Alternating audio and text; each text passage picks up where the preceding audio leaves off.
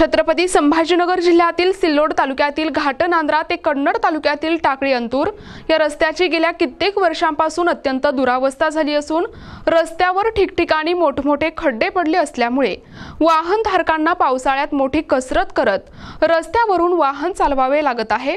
सर्व रस्त्यांची दुरुस्ती होत असताना या रस्त्याची कधी दुरुस्ती होईल अशी प्रतिक्रिया वाहनधारकांमधून व्यक्त करण्यात येत आहे। शासनाने याची दखल घेऊन रस्त्याची दुरुस्ती करावी अशी मागणी होत आहे। घाटनांद्रा ते चिंचोली लिंबाजी हे अंतर अवघे 13 किलोमीटर आहे, परंतु हे अंतर पार करण्यासाठी वाहनधारकाला तब्बल 1 तास लागत आहे।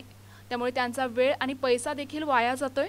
तर विशेष म्हणजे हा रस्ता 3 तालुक्यांना जोडणारा असल्यामुळे टाकळी अंतूर, घाटशेंद्रा आणि चिंचोली लिंबाजी या गावी जाण्यासाठी आणि येण्यासाठी या रस्त्यावर नेहमी घाटनांद्रासह तिडका, बनोटी, पाचोरा येथील वाहनांची मोठी वर्दळ असते। त्यामुळे हा रस्ता मोठा वर्दळीचा आहे।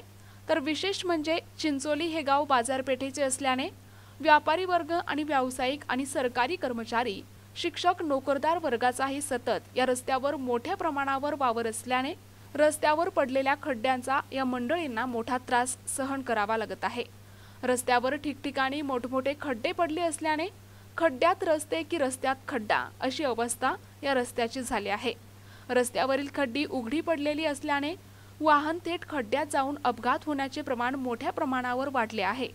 सार्वजनिक बांधकाम विभागाने या रस्त्यांकडे लक्ष देऊन रस्त्यावर पडलेले खड्डे बुजविण्यात यावेत अशी मागणी या रस्त्यावरून नेहमी प्रवास करणारे श्रीराम पवार, सचिन जयस्वाल, गीताराम मोरे, सांडू मोरे, संजय मोरे, दिलीप मोरे, माणिक मोरे आदींसह वाहनधारक आणि प्रवाशांनी केले आहे। शेतकरी घाटनांद्रा ते चिंचोली रस्त्याची फार बिकट व्यवस्था झाली। खड्डे बरेच मागच्या कॉन्ट्रॅक्टरने अपूर्ण काम केलं व नॅशनल हायवे म्हणून या रस्त्याची नोंद आहे। कोणताही शासकीय अधिकारी व कोणतेही राजकीय नेता याच्याकडे दुर्लक्ष करीत आहे। तरी सर्वांना भरपूर निवेदन दिले आम्ही, तरी या रस्त्याची कोणीही दखल घेत नाही।